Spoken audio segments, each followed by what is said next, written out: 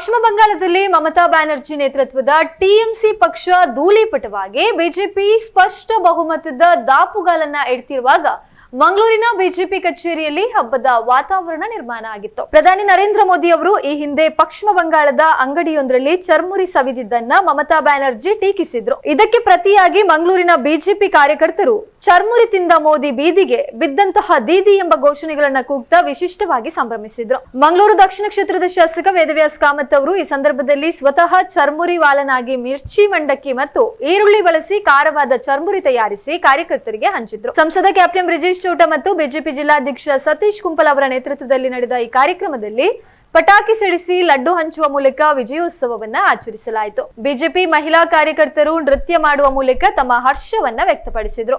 ಈ ಸಂದರ್ಭದಲ್ಲಿ ಮಾತನಾಡಿದ ಶಾಸಕ ವೇದವ್ಯಾಸ್ ಕಾಮತ್, ಅಸ್ಸಾಂ ಮತ್ತು ಪುದುಚೇರಿಯಲ್ಲಿ ಅಧಿಕಾರ ಉಳಿಸಿಕೊಳ್ಳುವುದರ ಜೊತೆಗೆ ಬಂಗಾಳದಲ್ಲಿ ಮಮತಾ ದೀದಿಯವರ ಆಡಳಿತಕ್ಕೆ ಜನರು ಇತಿಹಾಸ ಪ್ರಸಿದ್ಧ ಅಂತ್ಯವನ್ನ ಹಾಡಿದ್ದಾರೆ ಎಂದು ಹರ್ಷವನ್ನ ವ್ಯಕ್ತಪಡಿಸಿದ್ರು. ಮಮತಾ ಅವರ ಆಡಳಿತ ಇಡೀ ದೇಶಕ್ಕೆ ಕಳಂಕ ತರುವಂತಿತ್ತು, ಆದ್ರೆ ಅಲ್ಲಿನ ಜನ ಬಿಜೆಪಿಯೇ ಉತ್ತಮ ಆಡಳಿತ ನೀಡಬಲ್ಲದು ಎಂದು ನಂಬಿದ್ದಾರೆ ಎಂದು ಹೇಳಿದ್ರು.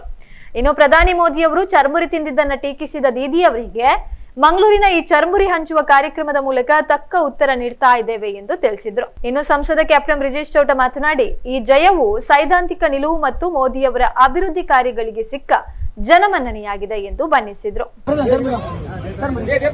ನೂತನ ಅಧ್ಯಕ್ಷರಾದ ನವೀನ್ ನಬೀನ್ ಅವರು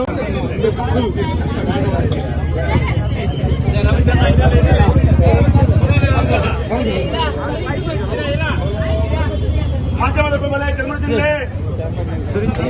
ಮೋದಿಜಿ ಬಿಜೆಪಿಗೆ ಬಂಗಾಳ, ಮಮತಾ ದೀದಿ ಕಂಗಾಳ.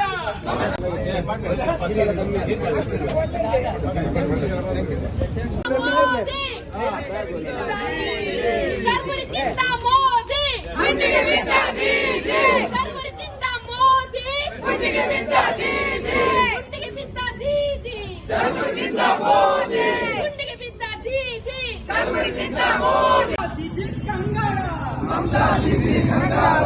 ಬಾಂಗ್ಲಾ ರಿವರ್,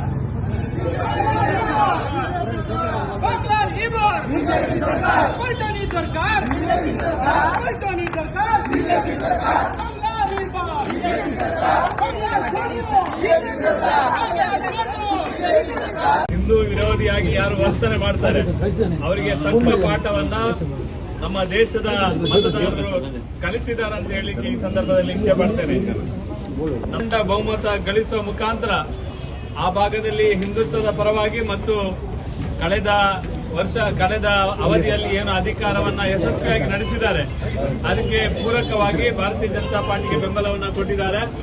ಕೋಲ್ಕತ್ತಾದಲ್ಲಿ ವೆಸ್ಟ್ ಬೆಂಗಾಲಲ್ಲಿ ಅರಾಜಕತೆ ಮೂಡಿಸಿರುವಂತದ್ದು, ವಿಶೇಷವಾಗಿ ಹಿಂದುತ್ವದ ವಿರುದ್ಧ ವ್ಯಾಪಕವಾಗಿ ಅವರ ಆಡಳಿತ ವೈಖರಿಯನ್ನು ನೋಡಿ ಆ ಭಾಗದ ನಮ್ಮ ಕಳೆದ ಸುಮಾರು ವರ್ಷಗಳ ಹಿಂದೆ ಕೇವಲ 2 ಸೀಟ್ ಇದ್ದಂತ ವೆಸ್ಟ್ ಬೆಂಗಾಲಲ್ಲಿ ಪಶ್ಚಿಮ ಬಂಗಾಳದಲ್ಲಿ ಇವತ್ತು ಅಧಿಕಾರಕ್ಕೆ ತರುವ, ಅದು ಕೂಡ ಸರಿಸುಮಾರು 200 ಸೀಟುಗಳಷ್ಟು ಅದೇ ಕೊಡುವ ಮುಖಾಂತರ ಪಶ್ಚಿಮ ಬಂಗಾಳದಲ್ಲಿ ಒಂದು ಸ್ಪಷ್ಟವಾದ ಸಂದೇಶವನ್ನು ಇಡೀ ದೇಶಕ್ಕೆ ಕೊಟ್ಟಿದ್ದಾರೆ. ಹಿಂದುತ್ವದ ವಿರುದ್ಧ ಯಾರು ಹೋಗ್ತಾರೆ ಅವರಿಗೆ ಸ್ಪಷ್ಟವಾದ ಸಂದೇಶವನ್ನ ಇವತ್ತು ಮತದಾರರು ಕೊಟ್ಟಿದ್ದಾರೆ. ಪಶ್ಚಿಮ ಬಂಗಾಳದಲ್ಲಿ ಒಂದು ಐತಿಹಾಸಿಕವಾದ ಜಯವನ್ನ ಗಳಿಸಿರುವಂತಹ ಸಂದರ್ಭದಲ್ಲಿ ಇವತ್ತು ನಾವು ಈ ಒಂದು ವಿಜಯೋತ್ಸವವನ್ನು ಆಚರಣೆ ಮಾಡ್ತಾ ಇದ್ದೇವೆ.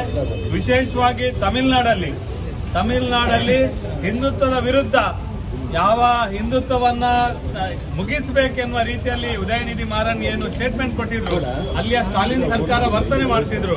ಅದಕ್ಕೆ ಸರಿಯಾದ ಪಾಠವನ್ನ ತಮಿಳುನಾಡಲ್ಲಿ ಕೂಡ ಕಲಿಸುವ ಮುಖಾಂತರ ಇವತ್ತು ಇಡೀ ದೇಶದಲ್ಲಿ ಭಾರತೀಯ ಜನತಾ ಪಾರ್ಟಿಗೆ ಒಂದು ದೊಡ್ಡ ಐತಿಹಾಸಿಕವಾದ